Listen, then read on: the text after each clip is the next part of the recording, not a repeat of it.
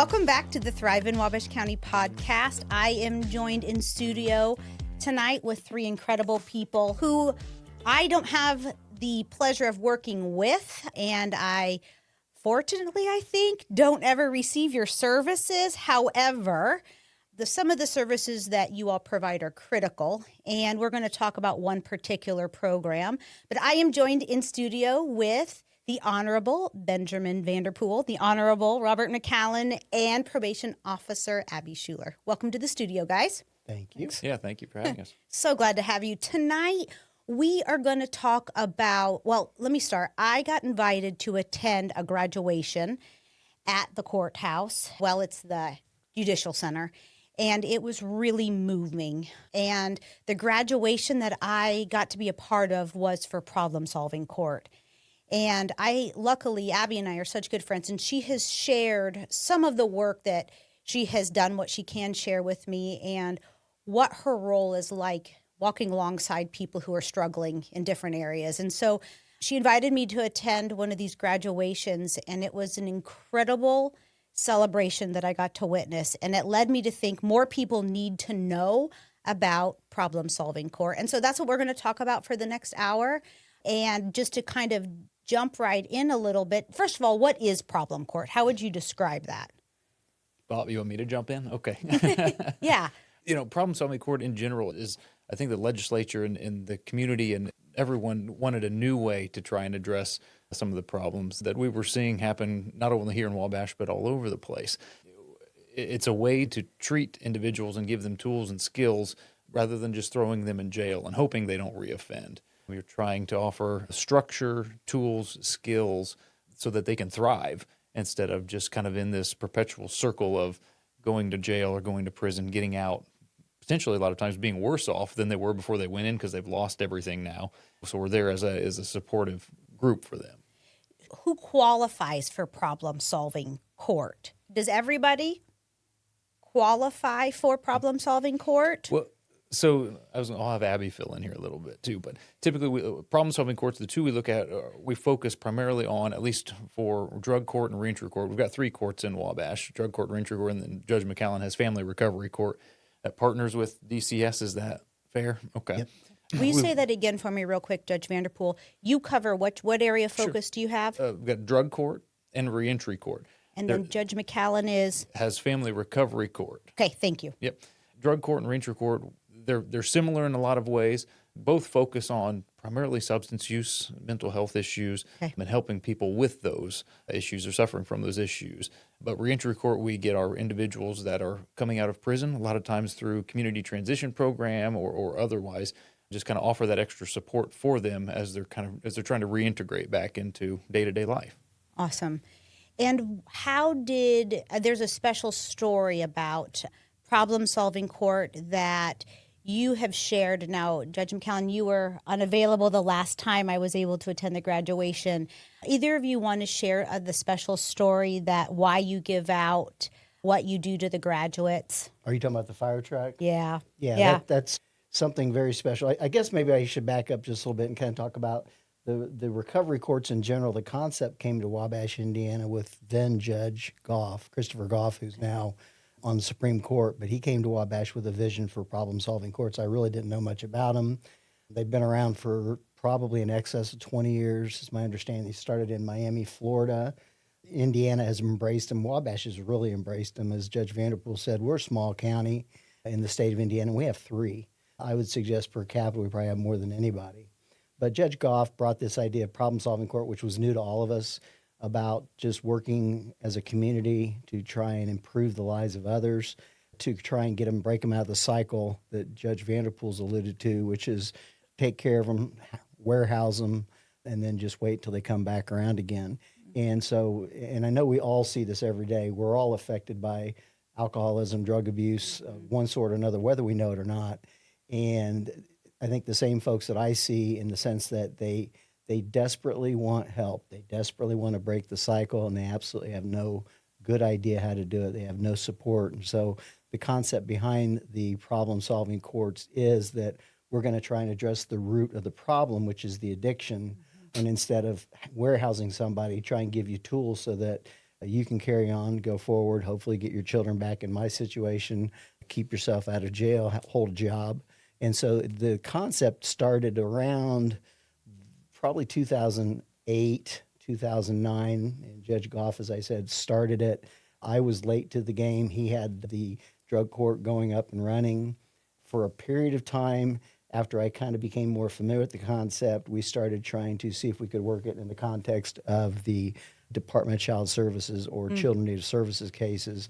And so Judge Goff at the time, now again, Justice Goff, was kind enough to let me partner with him. And informally, we started probably around 2013 referring folks down to his court. We would close our case out, or at least let our case remain pending while some of our families went through the recovery process. I think the first county in Indiana to do drug court or family recovery court was Vanderburgh County, whose capital is Evansville. But it's my understanding that Wabash was the second one to try and start doing the concept, although we were doing it informally. We weren't a certified drug court, and we didn't become a certified drug court until 2013, maybe 2018, actually, when we finally got certified. But the concept's been around a long time, just trying to do something a little bit different, trying to give folks the tools to have long-term success as opposed to just getting them through the day and getting them out of jail. Well, they're citizens too.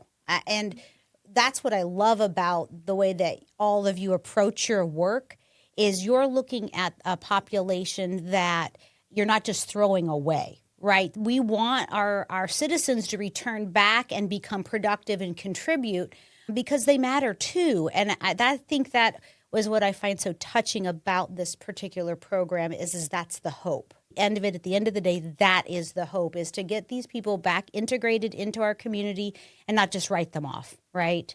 So I go ahead and continue. I know there's more to fire truck story. That's one of my favorites. Thanks for bringing me back to around where the whole absolutely. conversation That's started. my whole role. That's my whole job here. Anyway, Judge Goff left, and Judge Amy Connor Cornell, the first female judge of the Superior Court, was appointed by the governor to fill that spot. And she had a real yearning to help people. She had a divinity degree. She was a licensed minister and a licensed attorney, kind of a unique set of skills. But she resurrected my drug court for me, and we really built it back up for Chins after Judge Goff left. There was probably a 2 or 3 year gap where we really didn't do a lot. But when she came, she had a passion for it, so we again resurrected it. And she was a fun person to work with. She was a lovely lady. She was a great mother, and she had a real desire to help people. And one time early in our relationship, being a pastor, I don't think she was comfortable necessarily cussing, but I had done something, and I don't remember what it was, but she sent me an email, and she said, "You are fire trucking awesome." And that just stuck in my mind. It was really something else to hear her say that, and it meant a lot to me. Yeah. And so as a way of remembering Amy, who passed away to cancer a few years ago, leaving young children and her husband, as a way of remembering her, we now give all of our graduates a fire truck. And I share the story of Amy and that she had a passion for people and that she believed in the program. And then I tell each of them, this is reminded that what you've done is fire truck and awesome too. So that's the story. You know, anybody listening who knew Amy or Judge Cornell, Amy really did have this way to see people right where they were and are and love them. And when she passed, it did, I think, have never seen a county mourn collectively so hard. And so that's a beautiful tribute to her and her passion and her commitment to this program. And I will say, I didn't know what the future held, but I have been thrilled to have the opportunity to work with Judge Vanderpool. He stepped in, he took the bull by the horns, so to speak, and he got the programs up and running again. During that window of time, that's when we decided it wasn't probably going to survive as an ad hoc, we'll work with your court. In other words, we decided that we probably ought to have our own certified problem-solving court in the circuit court for these particular. And so that's when we really, in earnest, began the certification effort and became what would be a recognized problem-solving court. But Judge Vanderpool and Abby, they continued what was going on. They've built on it. And I just think it's hope that we've not been able to offer people in the past. It doesn't work for everybody, at least not always the first time. That's the way addiction works. But I've just been thrilled that Wabash County has embraced this concept. It's taken a long time to get all the players involved to at least believe in the opportunity to give these folks. The prosecutor's office was a little hard coming along, but I've been pretty impressed that I think Our prosecutor, Mr. Hartley, has been supportive of the program. Certainly, it's not without its problems. We try and address those all the time, but it's one of those opportunities we have. And I don't think people understand how much we care. That really, when somebody tells me they're addicted and it's ruining their lives, it really does tug at your heart. And you can't just forget about that and just deal with the person. They've got these issues. And so it's really nice to have some tools finally, after all these years, where we can say, there's a chance. And if you're willing to make the sacrifices and buy into the program, you have a chance. And we can do something we've not done before. So that's kind of how it's built up. But again, I think that I run a small court. I don't have very many. I've only had probably 25 to 30 graduates since then. There's significantly more traffic downstairs, but I think we're thrilled to have that. I think that's why Judge Vanderpool and Abby, they work with a lot more of the problem-solving folks, and so they probably have a little bit more insight into the day-to-day, but it's just a program that it really works. It doesn't work all the time, but all it has to do is work once for one family, and we made a difference. I know how much, when you say we really do care, when we see someone struggling with something, fill in the blank, I watched Judge Vanderpool at the last graduation address the graduates, their families, their friends, their support system, and that level of care echoed through you. It was moving. I got teared up. You knew I'd cry, didn't you, Abby? I was I knew you were going to cry. And it was beautiful, and I know that term is overused, but to see you in a different light, not bringing down the judgment. I always think of you two fellas and, your long robes and peering over your glasses, and that's your role, right? You have to make decisions based on the facts that you have before you, and I respect what you do. The flip side and the love and the care that I saw you, Judge Vanderpool, have, it's real. It is not a show. You have a real relationship with those who are going through problem-solving court, as do you, Abby. We have been together on occasion where your phone has rung at all hours, or you're helping someone, move in furniture, or I've got a client who needs this. What is it like for you to walk alongside individuals who have now entered this process of problem-solving court requirements? Yeah, for me, it's a little bit more personal. I was affected by addiction in my family, myself, my brother. So helping people in my community, be better citizens and be better people, it's a big deal. I probably work harder than I should at times, but I think to help our participants with that support that they don't have from their own family kind of speaks volumes to our program. For me, when I have to terminate somebody, that's hard. What does that mean, terminate, if you don't mind? That means they're done. They're going back to jail. Because what are the requirements, maybe if you don't mind, what are the requirements that a participant has to meet to go through problem-solving court? And maybe that would explain why someone might then be terminated from the program. So when I look at somebody for problem-solving court, first they have to live in Wabash County until recently. A little asterisk Yeah. next to that one, yeah. Unless it's a Judge Vanderpool referral, and then we do what we want. It's typically somebody with a lengthy criminal history, substance abuse related. Other than that, it's pretty wide open. And then what do they do once they get into the program? Because it's a balanced mix of things that they have to accomplish over not just a month. I mean, it's a long period of time, right? Yes. So drug and reentry court is typically 9 months to a year. Within that time, they go to treatment. In the beginning, they go typically to IOP, which is 3 days a week, 3 hours. So, and IOP stands for? Intensive Outpatient Treatment. Thank you. Yep. So they go to treatment. They see me weekly. They get to see Judge Vanderpool weekly, in phase one. As they progress, those become less. They have to hold a job. They have to, pay their fees. What else do they drug screen? Yeah. I would say through the whole year they're in the program, they probably take 50 or more drug screens. And there's a fee with those drug screens, correct? Yep. It is not a free program. Sure.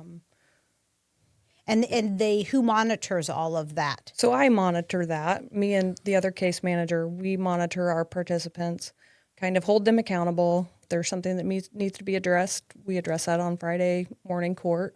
Yes, there's a lot. And so if they miss a drug screening appointment, if they miss a meeting with their counselor, then do they have so many, like you get one strike, you're out, or? Oh, no.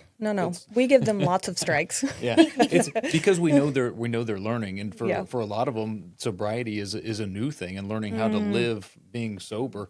I mean, I don't know how many people had come in and say, "Well, how long has it been since you've had this mindset or been this sober?" And they're like, "I was 12 years old. Oh I my was 13 years old. I've been using some sort of substance since I was a little kid. This is the first time, and I didn't even know life could feel like this."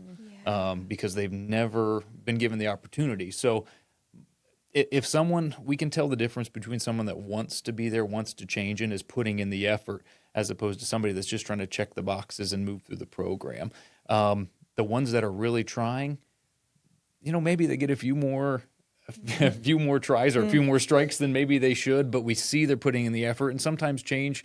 I don't expect it to happen overnight. Well, I would imagine too, when they get out of incarceration, they're going back into an environment that might have led them to the behavior that got them there in the first place. And so I'm assuming they're also learning from all of you how to reset healthy boundaries and live in a different way, without criminals as your roommates for a while, but then just that lifestyle. I mean, coming out of incarceration is overwhelming for some people anyways. And then you throw this program at them that has all these requirements on top of maybe probation too. And, some people just can't handle that. So it is a lot. And I tell people from the beginning, phase one is a lot. I'm not going to sugarcoat it. Yeah. That's why, they do have access to me 24/7, so I can help them navigate those appointments and make these healthy choices and set these boundaries and do all the right things. Every single new participant that we get in, when they come in their first Friday morning, I give them a whole spiel, but there's two things I tell every single one. I say, you be honest with us, and you try. You give it 100% and you be honest, you will successfully complete this program. Honesty is key. It's easy to work with you when you're being honest with us, even if you haven't make a mistake. It's when you try to hide it, try to lie, try to sneak around it, then it gets a little more difficult. But all the behaviors that brought them before us in the first place. Yeah, we're trying to teach them adulting. How do you adult? How do you sober adult, productive adult? I have a question for you, Christina. Yeah. If you've been to one graduation. I'll be there for the next one. All right. Did Tomorrow. you see the photos of the before and after pictures? I did. Okay. That's as telling as you can get. For the drug court and reentry courts, the before picture is the mugshot when they were arrested. In my family recovery court, it's a picture taken shortly after the children have been removed, and it's the face of agony and despair. And it is so telling, and it's my favorite part is to go in because they allow us to do this. One, to show them at their worst with a photo of them at the beginning that's displayed during the entire graduation, and then show them a recent photo. And you can look in at the photo and just see the changes in their face. You can see the sparkle back in their eye. You can see a happy smile, a sense of self-confidence, everything they lost when they were arrested or came in contact with the Department of Child Services. And so I think that that's the best way to explain to somebody, if you want to see the results, come to a graduation and see the before and after pictures. Mm-hmm. And you watch how it inspires the people that they're with also, and to know that the work that they had to do. I remember one of the graduates who was sharing their testimony, and I don't know if that's a requirement as part of their graduation. It is. It is. I wondered. and most of them all started out saying, man, it was hard in the beginning. Like one gentleman said, I wanted to quit. Like, it's not worth it. Like, send me back to jail. This is hard. That's a level of difficulty that most average people never face, and to know that he felt so remarkably proud of himself where he was, and that he could do it, the confidence that he could do it. Do you have a statistic since the program has been in place? How many have you had come through and successfully graduate the program? Sure, yeah. Abby prepped a bunch of stats for me. So Wabash, the drug court was established all the way back on August 15th of 2006. Okay. So since 2006, there's been 67 graduates as of December of last year. A little more recently, since 2020, we've had 65 participants accepted into the program, the drug court program. 32 graduated.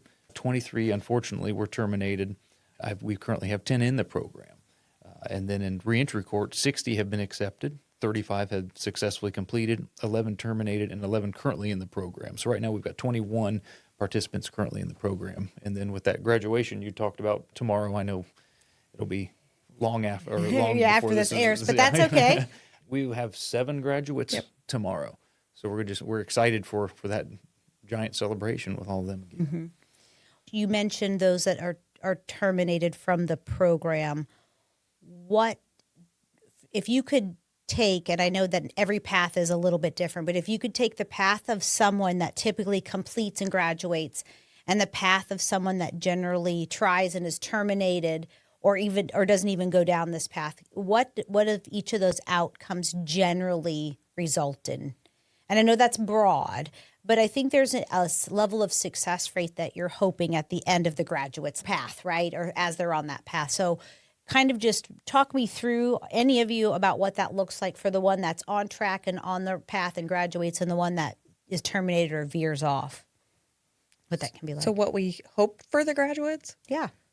is for them to continue their life sober with their family, not reoffending. I mean, using all the tools that we have handed them during their time in problem-solving court. Mm-hmm. And what happens when you have someone, so the graduates, the last graduation I attended, do you still check in with those graduates, or what happens next for those who've graduated? So it really depends on how they got into the program. Some of them will continue on probation for a short time. Some of them will be sentenced after graduation because that's how their plea agreement was written, that they come into problem-solving court. If they graduate, this is what they get. If they're terminated, this is what they get. For the reentry people, some of them are on probation, but they also have an option to modify and get a 6-month time cut. I think I have one graduating tomorrow that will get a time cut, assuming the state agrees to it, and she'll be off supervision altogether. So it has to be pretty cool to see those photos, like you said, Judge McCallen and Judge Vanderpool, those before photos of what their lives were like, and that joy and growth that they have, that you just seen on their face and the way that they turn around and then end up living their lives. There are always those highs, but then there are, unfortunately, those lows. And so anything stick out to either of you from, I don't want to use the word a failure, but like a miss through the process? You know, I would say anyone can complete the program. We never give anyone tasks or treatment schedules or anything that they cannot do. So if we've brought you into the program, we know you have the ability to do it. I think a majority of the ones, from my take on it, would be that don't successfully complete. They're just not ready. Okay. They're not ready for change. They may say they are, but they're not truly ready to put the work in required to accomplish that. He really hits on what I consider the seminal part of the program, which is until the individual wants to do it for themselves. Mm-hmm. You hear all the time, I want to do it for my children, I want to do it for my family, I want to do it for my spouse, and that's all well and good. Those folks will benefit when you do it for yourself. And when you finally reach that point where you're just tired of living this lifestyle, you come to the realization that I want this change for me, all the other good things will flow from that.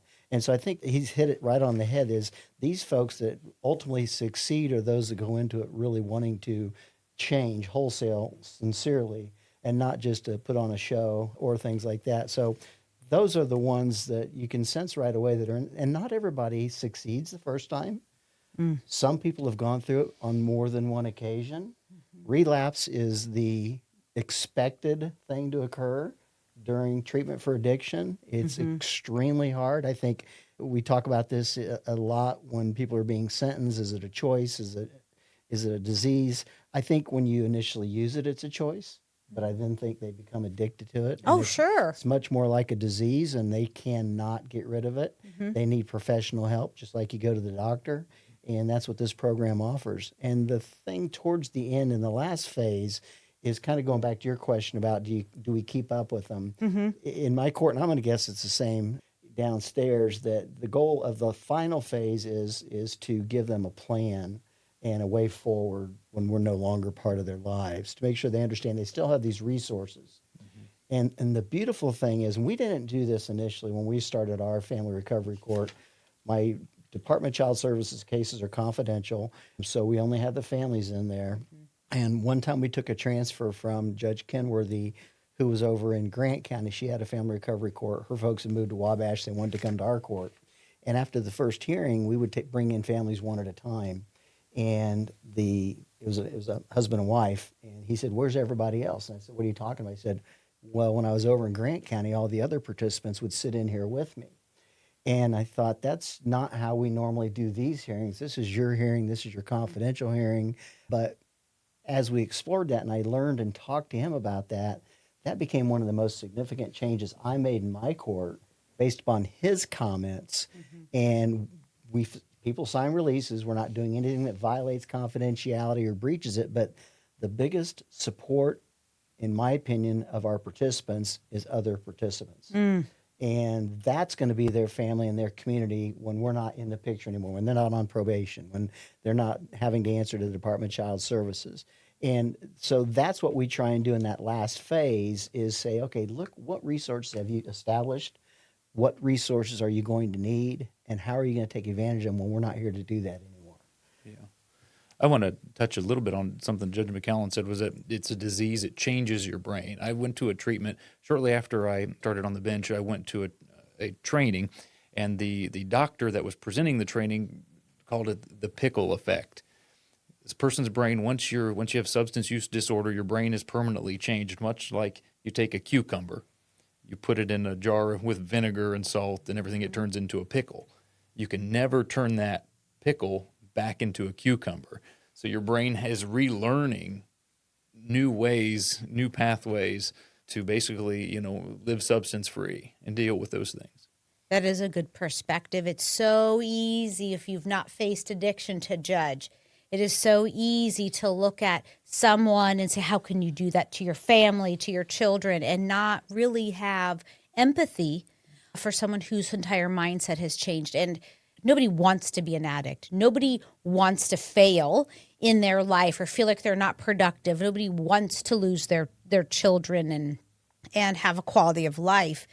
And you are all three walking through the lives of people, starting at their darkest moment and then catching them when they slip up and being that soft landing. Well, I imagine sometimes you're a hard landing, but reminding you that it's worth it. It is always worth it, and they are worth it. That's what I'm hearing from the three of you. Each and every single person that comes across your path, and of course your path, they're worth it. And they have to see that for themselves. Yeah. Sometimes it takes a long time for them to see their worth too.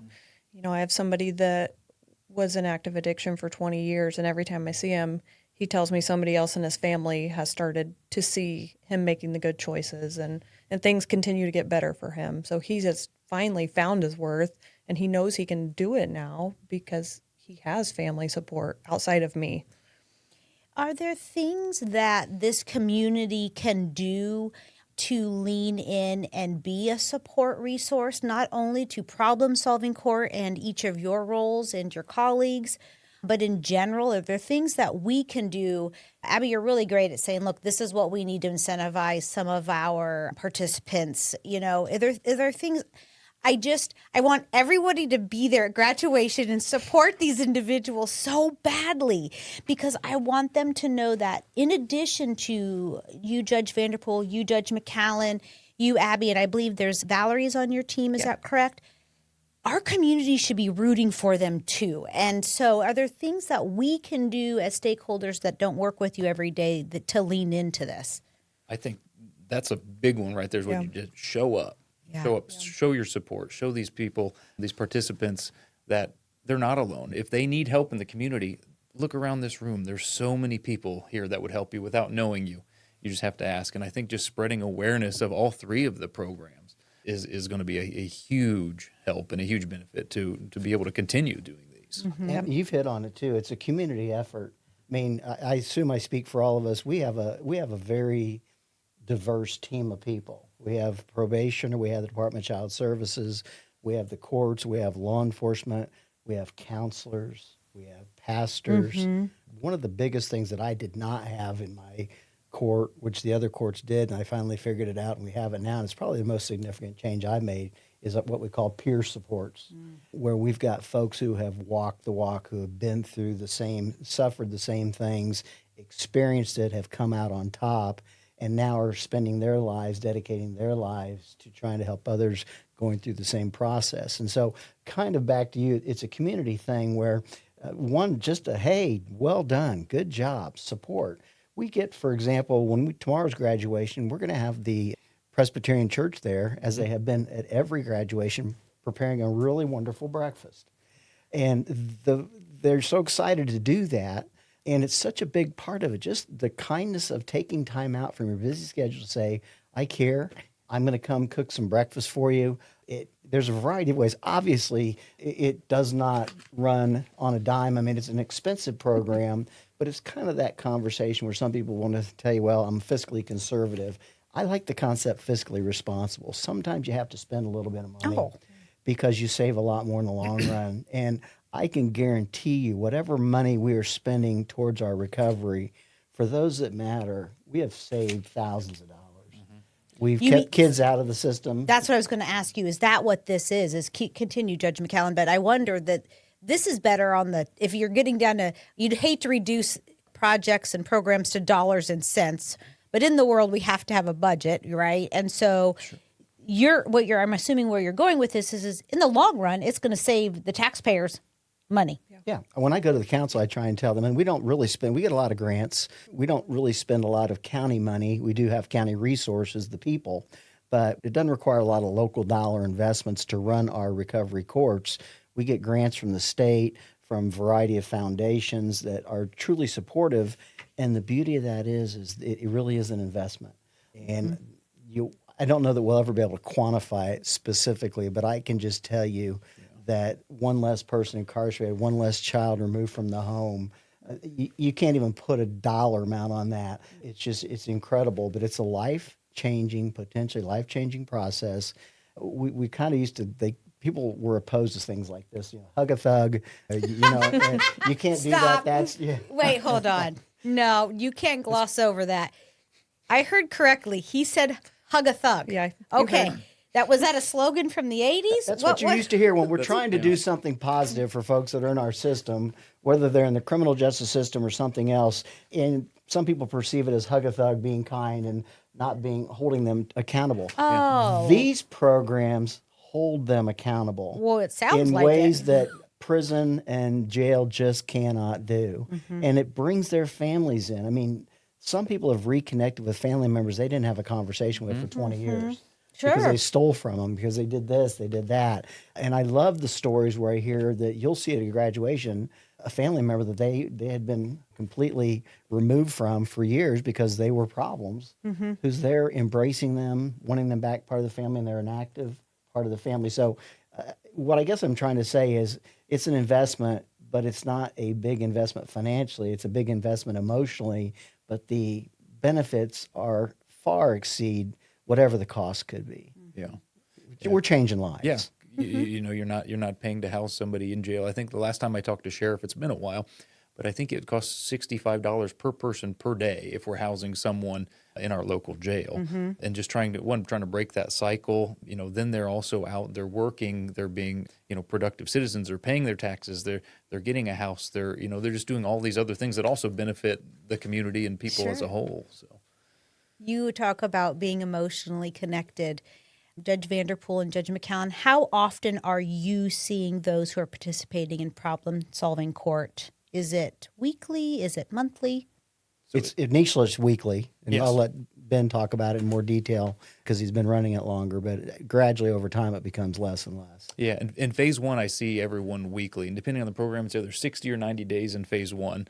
Again, if there's no hiccups, right? Okay, so 90 days, this individual has to meet with whichever their judge they're responsible to see weekly. Yes, every Friday morning. And then in addition to that, Abby, are they meeting with you or Valerie in addition to that? Yes, they see me weekly also. Okay, all right. And that's on top of, if they're in IOP, that's on top of 3 days of treatment for 3 hours a day and any other treatment that they're ordered to complete and expected to work.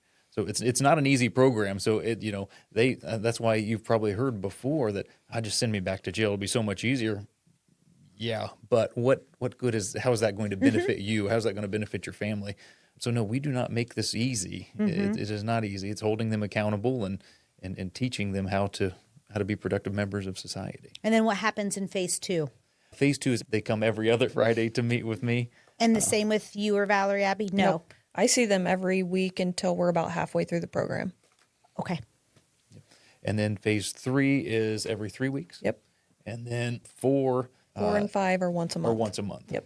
And so that their meetings with you, Judge Vanderpool and Judge McCallen, are reducing. Abby, yours is staying with them generally, correct? Generally, yes. Through halfway. Then what happens at that halfway point? Then I really leave it up to the participant. Some of them want to move to every other week. I also have people that have been in drug court for a year, and I have saw them every week for that whole year. Once they're halfway through the program, they have typically reduced treatment. And so seeing me is just more accountability. It's somebody else to talk to, which I don't mind. You become that safe person for them. That's not quite court ordered, the therapist or the counselor. And yet, Sure feel like it. but I would imagine there is this, and I've seen you care deeply for your participants. I always end up calling them your clients, but they're your participants. I would imagine you start to get this emotional belief structure that you surround them in. I know you can do this. And when they're struggling, you sometimes are wearing it on your face. You've got a participant that's struggling. What is it like for you? Because you walk alongside them, it sounds like the longest and the most consistent. Yeah. And you end up knowing more than, I'm assuming, both of the judges. You probably know more about their personal life than you want to, their profession. Absolutely. I would imagine that there are times when that can get really heavy to carry. It can, yes. Is there a support system for the staff? This came to me in my mind. Because I would imagine that if you lose a participant, if you are faced with those who have our children removed and the case might be really, they're all disheartening, but just from a different kind of place. Does our justice system have something that wraparounds and supports the staff that are facing this and walking alongside every day, those who are struggling? That's a good question, and you're right, though. It's an emotional toll, especially for the folks like Abby that are day-to-day and kind of in the trenches with them. And I guess I don't know that we don't, as a community, from the state's level, at the judge's level, I know that we do have programming and things to kind of help us and to teach coping techniques and things like that because you're dealing with things that are unusual. But Abby, do they do something like that for probation? Do they have breakout sessions occasionally at seminars and give you methods and techniques and resources that, if the job becomes too stressful, lean on us? When we go to our annual problem-solving court training, there are sessions for probation officers to learn mindfulness techniques and stuff like that. But I can preach it. I can't practice it. Mindfulness, like take 10 minutes and breathe slowly? Yeah. Okay, so if it's really heated, step away from work, find somebody to talk to. But do they offer, a therapist like we do for our clients? Yeah. That's what I have Valerie for. We go back and forth all day, every day, processing clients, processing how do we work through this. Mm-hmm. I had something heavy happen today, and all day Valerie and I just kind of worked through it together. So I think that's the biggest thing is just using each other, using our coworkers. She understands exactly what you're going through with whatever might be a difficult time or a loss. And You currently said you at one time, how many participants do you have at one time in one of the 3 courts? Would you Judge average McCallen, how many do you usually average? 8 to 12 at a time? At a time. We have a graduate probably every 2 or 3 graduations just because we're on a different schedule. And like I said, our total graduates are probably between 25 and 30. Okay. And I would say 10 to 15 is what we average in drug and reentry Drug and reentry. at one time Yeah, that's what I'm for saying. each? for each. Yeah. Yeah. So 20 between the two Yeah. programs, 20 to 25 total. And do you, Abby and Valerie, help support Judge McCallen's clients as well? Well, here's the interesting thing. Judge Vanderpool works with the probation.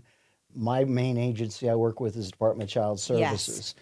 However, probation has been such an integral part of the original problem-solving courts. And so while the main agency I work with is the Department of Child Services, we have intentionally involved probation because it's the one common thing that we have between our courts, because I want some continuity. I want our expectations in family recovery to be the same as they are. You develop a unique plan, but I want us to be doing the same things. I want our responses to behaviors being the same. And so the beauty of this is initially Valerie that you're talking about, Valerie Eiler, she was the one that had the passion at the DCS, and she's the one that asked to take the lead role when she was with the Department of Child Services. Okay. She left, Tammy Bowers took over, and she's carrying on well. Valerie had a passion for it, and that was, now Valerie gets to do it on a different level with different people. But that's kind of been, where were we going with this exactly? Well, I was just wondering if, as Abby's working, as Abby and Valerie are working with the participants through Judge Vanderpool's court, do you have a set of officers, probation officers? Obviously, it's a different court service, but who is helping your clients and meeting with them? Is there a different group of individuals, or does that fall also on Abby and Valerie? Some of the service providers may be the same. We have Parkview and Bowen Center, but mine are primarily the Department of Family Services. Gotcha. Or Department of Child Services family managers, family case managers. That makes now, sense. the probation officer that takes charge and attends all our meetings, Brian Swihart, our chief probation officer. Yeah. And that's the reason he attends everything to kind of make sure that our programs are essentially running similar to each other. Gotcha. And I would imagine, too, then, when you're managing that many participants and personalities between the two of you, and we would love for that cycle to be zero, wouldn't we? We'd love our jail to be empty. We would love both your courtrooms to be empty, unless it's, a quickie marriage or something like that. I don't know. Do they do that at your guys' office? No quickie marriages. Oh, well, maybe you should get into that practice. That sounds like a lot more fun. But the number of those participants you have coming through, that has to be a lot to balance. Personalities, addiction levels, and you do have continual training. I know you go to different trainings throughout the year. Judge Vanderpool, I know you have attended some. I'm sure, Judge McCallen, you have as well. If someone that, like you said, show up, come to the graduations, be a support to the community. But I know, Abby, you also seek donations for incentive gifts for your participants. One, what are the incentives for? And two, if someone wants to donate incentive type items, what are you looking for that really gets your participants excited? I mean, I'm supposing that they probably aren't wanting a massage to the Woodhouse Spa in Fort Wayne, or maybe they would. I don't know. They might really like that. But what are the incentives for, and what are you always looking for? Sure. So every week they come to court, assuming they make all their drug screens, they meet with me or Valerie, they go to treatment, they get to spin the incentive wheel. So picture a wheel of fortune, kind of upright. They spin the wheel. I've tried to get Judge to do sentences that way, but he won't go for it. So they spin the wheel and they get whatever they land on. Recently, our incentives have been a lot different because I have went out to the community. What are we looking for? Or what have you had? What do you have now as incentives that you can think of? Right now we have free drug screens. Everybody likes those. Curfew extensions, court fast passes, and then Wait, what? I got to hear about what's a court fast pass? So You get bumped to the front of the yeah, line like it pretty does- much. Oh, They turn it in when they get there, and they get to go ahead of everybody else. Like going to Disney World. Yep. Being able to get Yeah. Yeah, pretty much. Genius. Yep. I'm sorry. Go ahead. Yep. So then, we have gift cards for fuel, specifically in Walmart, are two main ones. Everybody needs gas and everybody needs food. That's right. But then I've got things from different businesses in the community that people really enjoy too. So even if you were a small business owner and you could donate gift cards to your business, or if you're an individual, you could donate gift cards to Walmart, or Correct. do you care if they are just like Visa credit cards? Do you prefer them to be to a specific business if possible? Yeah. To a specific business would be the best. Those Visa cards, I think they could probably go buy a vape. Oh, So you want to kind of sure you want to make sure, and also that just is it giving back to our business community, whether Yes. that's Walmart or gas station. That's a really great idea as well.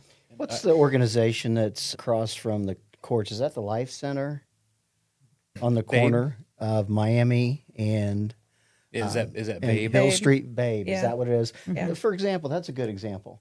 They offer a lot of incentives for us. So our folks will get credits for going to so many meetings a week, doing this and doing that, and they build up credits, and they can go. I know that they've been provided with car seats, baby items, bottles, diapers. I think we try and keep the incentives, the rewards, as practical rewards. Yes. Something For that sure. they can actually use. And gas money in this day and age, who doesn't want Oh, a little yeah. assistance with your? Can with I your- spin that at wheel? the gas station? Yeah, and I will say the local businesses in the community have been super supportive. Abby and Valerie went out, what had been maybe 4 or 5 months ago, and just talked to the businesses, and they just came back with baskets of things. Even like O'Reilly Auto Parts, gave a bucket of car care stuff. Bella Zoe gave a bunch of stuff, socks and that. Twisted Scissor, Twisted Scissors, a bunch of hair care Center products. Court, Center Barbershop, Court, free yeah, haircuts for the men. Yeah. Really? Just side note, I've tried to talk Jeff Leslie into cutting my hair. He refuses until I decide to get a fade. That's what he tells He'll me. cut mine. I know. And Thanks, Cancer. Yeah. Only one benefit. Good haircuts at Center I can think of two. No, well, that's true.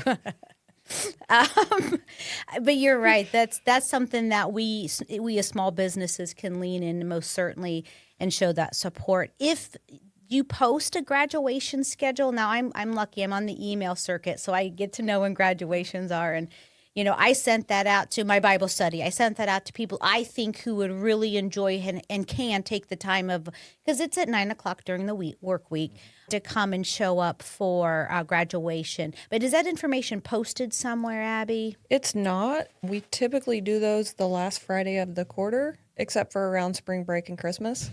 We probably could do a better job of posting that on our Yeah. Facebook page. If we get more community involvement, we could share it several places. Yeah.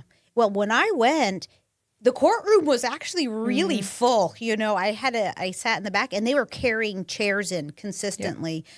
And we most certainly will list resources and not only resources, but contact information, not your personal emails, but like the website address. And is there a resource address that people can go if they need help, they know someone who needs help, that we can share in our show notes of this podcast? I want to make sure that people who are listening might be interested, because we have listenership internationally, I should tell you, but might feel inspired and share this with a cousin or a brother-in-law who lives somewhere else, who knows someone who should institute a program like this. Sure. We will have the right information in our show notes before this episode goes live. How about that? That'll be some homework for you guys. Just give him my phone number.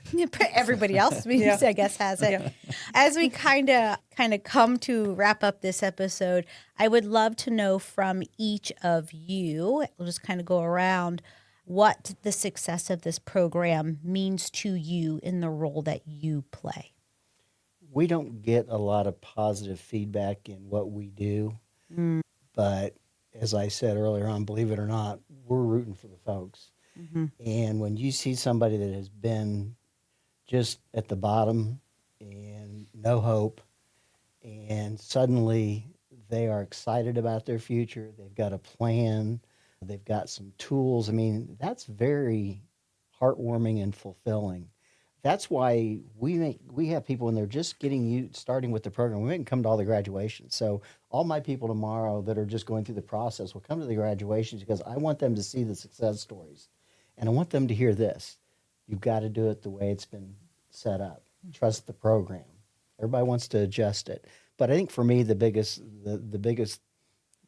positive I get out of this is just, one, families get reunited. We get out of their lives. We know that we've at least made some meaningful change. Very good. Thank you. I don't think I have a better answer than that. I mean, I think just like Judge McCallen said, is I don't see a lot of positive on a day-to-day basis. You know, a lot of the times it's sentencing someone, or somebody coming through and going through a divorce, or custody issues with their kids, or they're getting evicted. Like there's not a lot of happiness, you know, in our jobs. So it is nice to see these people succeed, because like you said, it's not a show. Everyone here, everyone in the program, everyone probation cares for these people. You know, they're good people that have just made some poor decisions leading up to this point, and they're trying to change it. So it's just good to see that. For you, Abby? Can you repeat the question? What? Yes, I can. The best I can. There, you know, that this is like not rehearsed, and so I'll do the best I can to repeat the question. Perfect. But what does the success of this program mean to you in the role that you have, that you play in it? So I've supervised a lot of people that I have either known from making poor choices, that I went to school with, that have known my brother. So for me, it's seeing them succeed, seeing them reunite with their family. It's seeing them, you know, set these goals and make huge changes. There's nothing more rewarding than being just a little piece of somebody's story, and to hear them say something good about probation. You know, probation has this really, or had this really bad stigma about how we are just going to send them back to jail. I can think of somebody now that didn't want to be in the program because of what he knew probation to be. And he graduates tomorrow, and he said, probation is not that anymore. You guys aren't out to get us. So for me, that's what I enjoy the most, just seeing people get this different vision of what we are doing up there.